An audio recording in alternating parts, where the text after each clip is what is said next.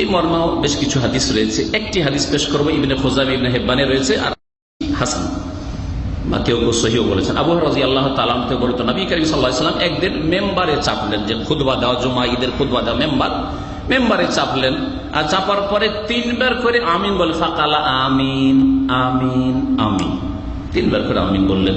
কিলা ইয়া রাসূলুল্লাহ, সাহাবায়ে বললেন, ইয়া আল্লাহর রাসূল সাল্লাল্লাহু আলাইহি ওয়াসাল্লাম, ইন্নাকা সাইদাল মিম্বার, এর আগেও আপনি মেম্বারে চড়তেন, কখনো তো এরকম দেখিনি, কিন্তু আজকে মেম্বারে যখনই চাপলেন, আর নবী সাল্লাল্লাহু আলাইহি মেম্বারে তিনটা স্তর ছিল, তিনটা সিঁড়ি ছিল, তখন বললেন আমিন আমিন আমিন বললেন। কি জন্য বললেন? রহস্যটা কি কারণ বলুন তো দেখি। ফাকালা, নবী করিম সাল্লাল্লাহু আলাইহি ওয়াসাল্লাম বললেন, ইন্না জিবরিল আলাইহিস সালাম আতানি, আমার কাছে জিবরাইল আলাইহিস সালাম এক্ষুনি এসেছিল।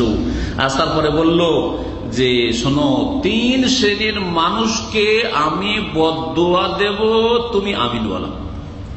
3 শ্রেণীর লোককে জিবরাইল বদদুয়া দেবেন আলাইহিস সালাম, সবচেয়ে শ্রেষ্ঠ ফেরেশতা, মালায়েকা জগতে সবচেয়ে শ্রেষ্ঠ মালায়েকা, শ্রেষ্ঠ ফেরেশতা জিবরাইল আলাইহিস সালাম। আর মানব জাতির মধ্যে, আম্বিয়া রাসূলগণের মধ্যে সবচেয়ে শ্রেষ্ঠ মানুষ আর শ্রেষ্ঠ রাসূল সাইয়্যিদুল মুরসালিন খাতামুন নবীন মুহাম্মদুর রাসূলুল্লাহ সাল্লাল্লাহু আলাইহি ওয়াসাল্লাম।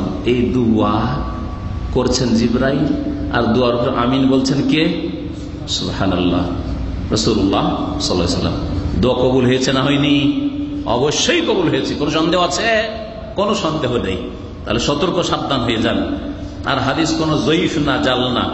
জিবরাইল আলাইহিস সালাম এসে বললেন, আমাদের বিষয়টা বলছে 3টার মধ্যে, মান আদরাকা শাহরা রমাজান, যে ব্যক্তি রমজান মাস তো পেল, 1436 হিজরি রমজান পেল, ফালাম ইগফার লাহু, কিন্তু রমজান মাসে গুনাহ মাফ হইল না, রমজান মাসে সে জাহান্নাম থেকে ছাড় পেল না, জান্নাত তার জন্য অবধারিত ওয়াজিব হইল না, ফাদাখালান নার, যেহেতু তাকে আল্লাহ মাফ করলো না, সেই জন্য সে জাহান্নামে চলে গেল। ফাআবাদাহুল্লাহ, আমি দোয়া করছি আল্লাহ তাকে রহমত থেকে বঞ্চিত করুন, রহমত থেকে দূর করুন, বিতাড়িত করুন।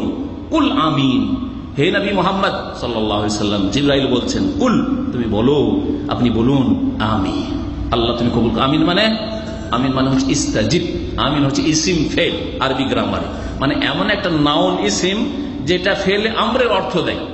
আমিন মানে কবুল করো, ইস্তাজিব, আল্লাহ তুমি কবুল করো। তাহলে যে আমিন আমিন বলছেন, আমিন কিন্তু টেনে বলবেন, তাহলে ওর মানে হবে কবুল করো। আর যদি আমিন বলেন, ওয়াহাদাল বালাদিল আমিন, এটা কোন আমিন আবার? হ্যাঁ, নিরাপদ। হ্যাঁ, ওয়াহাদাল বালাদিল আমিন, এই নিরাপদ শহরের আমি শপথ করছি। আমিন মানে নিরাপদ। আমিনের আরেকটা অর্থ হয় আমিন, হ্যাঁ, মদ না করে। আমিন মানে হচ্ছে বিশ্বস্ত। হ্যাঁ, আলা তামানুনি ওয়া আনা আমিনু মান ফিস সামা, তোমরা আমাকে বিশ্বস্ত মনে করো না, অথচ যিনি আকাশে রয়েছেন আল্লাহ রাব্বুল, তিনি আমাকে আমিন বলছেন, তিনি তার ওহীর আমি আমিন আমানতদার, আমাকে বিশ্বস্ত মনে করে আমার ওহী নাযিল করেছেন যে আমি কোনো কথাই খেয়ানত করব না, সবগুলি পৌঁছে দেব। যখন এক বেকুফ বলেছিল যে সে নতুন বেদুইন আর হয়তো মুনাফিক হইতে পারে, বলছিলে, ইয়া মুহাম্মদ ইদিল, হে মুহাম্মদ আপনি একটু ইনসাফ করেন, আমাদেরকে দিলেন না কম দিলেন, ওদের বেশি দিলেন, ইনসাফ করেন।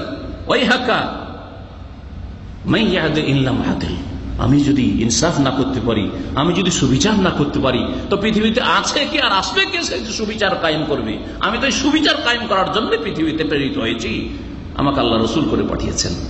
আর সেই লোকের বংশ থেকেই খারেজি ফিরকে বেরিয়েছিল, যে খারেজি দল মুসলিমদেরকে খুন করেছে, কাফেরকে চড়েছে, মুসলিম দেশে ডিস্টার্ব করেছে, যেই দেশে আমন আমান রয়েছে, যেই দেশে কোরআন সুন্নাহর ফয়সালা হচ্ছে, সেই দেশে অশান্তি সৃষ্টি করার চেষ্টা করছে। ওদের মাথার ব্যথা শিরক কুফরি নয়, নাস্তিকতা নয়, ইসলামের বিরুদ্ধে যে ষড়যন্ত্র হচ্ছে বাইরে, সেসব নয়। ইয়াকতুলুন আহলাল ইসলাম ওয়া ইয়াদাউন আহলাল আহসান, তারা মুসলিমদেরকে খুন করবে, আহলে ইসলামকে খুন করবে, আর পত্তলিকদেরকে, মুশরিকদেরকে তারা উপেক্ষা করবে, তোমরা আরামে থাকো, তোমরা আরামে থাকো। আর প্রথম খুন করেছে উসমান রাদিয়াল্লাহু তাআলা আনহুকে, দ্বিতীয় নম্বরে খুন করেছে আলী রাদিয়াল্লাহু তাআলা আনহুকে, আর বহু সাহাবায়ে কেরাম তাবেঈনরা খুন হয়েছেন এই খারেজিদের প্রথম প্রজন্মের কাছে। সুতরাং আজকে এই খারেজি বেরিয়ে আসছে, সতর্ক সাবধান হবেন, আর এদের কোন রকমের সহযোগিতা করবেন না, প্রচার মাধ্যমে তাদের এই খারেজিদের কোন মনোভাব দেখলে কখনো তাতে লাইক করবেন না, সমর্থন দেবেন না, বরং প্রতিবাদ করা আপনার জন্য ফরজ একজন মুসলিম হিসাবে। না হইলে তাদের দলে আপনি উঠবেন।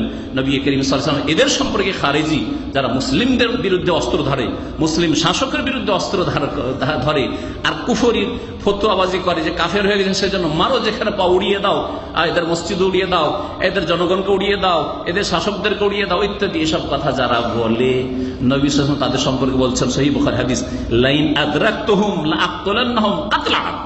আমি যদি সেই যুগ পেয়ে যাই, খারেজিদের যুগ পেয়ে যাই, আলী রাদিয়াল্লাহু তাআলা জামানায় খারেজিরা বেরিয়েছে, যদি আমি তাদেরকে পেয়ে যাই তো তাদেরকে আদ জাতির মতো করে একেবারে এক একটা করে জবাই করবো, হত্যা করবো। লাআকতুলান্নাহুম, তাদের সবগুলিকে হত্যা করব, যেমন আদ জাতিকে আল্লাহ ধ্বংস করেছেন 7 লায়ালিন ওয়া 8 আইয়াম, 7 রাত আর 8 দিনের ঝঞ্ঝাবায়ু দিয়ে, ঘূর্ণিঝড় দিয়ে আল্লাহ ধ্বংস করেছেন। ওইভাবে আমি এক একটা করে কাউকে ছাড়বো না, সবগুলি হত্যা করবো। নবী করিম আকাঙ্ক্ষা করেছেন। আর এদের বিরুদ্ধে যারা জিহাদ করবে, এদেরকে যারা দমন করবে, তারা সবচেয়ে শ্রেষ্ঠ, এই কথা পীর মুহাম্মদ রাসূলুল্লাহ সাল্লাল্লাহু আলাইহি ওয়াসাল্লাম আরো বলেছেন। সুতরাং এরকম কখনো মনোভাব রাখবেন না যে আপনার মুসলিমের ক্ষেত্রে খুব শক্ত হয়ে যাচ্ছেন, তার সাথে নরম হতে চান না, আর কাফের সামনে ভিজা বিড়াল হয়ে যাচ্ছেন। এটা আপনার ইসলামিক চরিত্র না। ইসলামিক চরিত্র হচ্ছে যে রোহামা বাইনাহুম, মুসলিমদের সাথে আপনি দয়ালু হবেন, মুসলিমদের হিতাকাঙ্ক্ষী হবেন, মুসলিমদেরকে ওইরকম মনে করবেন যে আগুনে ফেসে গেছে, যদি পাপিও থাকে অথবা পানিতে ডুবছে, সাঁতার যায় না, হাবুডুবু করছে, আমার রিস্ক নিয়ে আমি ওকে কোন রকম করে উদ্ধার করি। হ্যাঁ, মুসলিমদের ক্ষেত্রে সোচ্চার, আর কাফেরদের ক্ষেত্রে এত ঢিলা, এটা হচ্ছে খারেজিদের চরিত্র। আল্লাহ পাক যেন হেদায়েত দান করেন এইসব লোকদেরকে, আর এইসব লোকদের গুমরাহি থেকে মুসলিম ভাই বোনদেরকে আল্লাহ পাক যে যেখানে আছেন বাংলা ভাষীদেরকে বেঁচে থাকার যেন তৌফিক দান করেন। নবী করিম সাল্লাল্লাহু আলাইহি ওয়াসাল্লাম তাহলে কি বদদুয়া দিয়েছেন? জিবরাইল আলাইহিস সালাম কি বদদুয়া দিয়েছেন? যারা রমজান মাস পেল কিন্তু গুনাহ মাফ হইল না, জাহান্নামে চলে গেল, হে নবী তুমি আমিন বলো। ফাকুলতু, নবী বললেন সাল্লাল্লাহু আলাইহি ওয়াসাল্লাম, আমি তখন বললাম জিবরাইলের কথা শুনে, আমিন, আল্লাহ তুমি এই দোয়া কবুল করো। তাহলে মনে রাখবেন সহিহ বুখারীতে ইমাম হাদিস রয়েছে, রাগিমান ফরাজুলিন, এটা সহিহ বুখারী হাদিস নয়, রাগিমান ফরাজুলিন, ওই মানুষের নাক খাকে মিশে যাক, মাটিতে মিশে যাক, ধুলো ধূসরিত হয়ে যাক। তার মানে কি? নাক মাটিতে মিশে যাওয়া মানে সর্বনাশ হোক, ধ্বংস হোক। মান আতাহু রমাদান, রমজান মাস আসলো, ফালা ইউগফার লাহু, কিন্তু হতভাগা, তার গুনাহ খাতা মাফ হলো না, তওবা ইস্তেগফার করতে পারলো না, সংশোধন করতে পারলো না, আল্লাহর দিকে ইউটার্ন করে আসলো না, নামাজের দিকে আসতে পারলো না, নামাজি হতে পারলো না। আল্লাহ রাব্বুল আলামিন যেন আমাদের সকলকে হিদায়াত দান করেন। রোজার নিয়ত করা কথা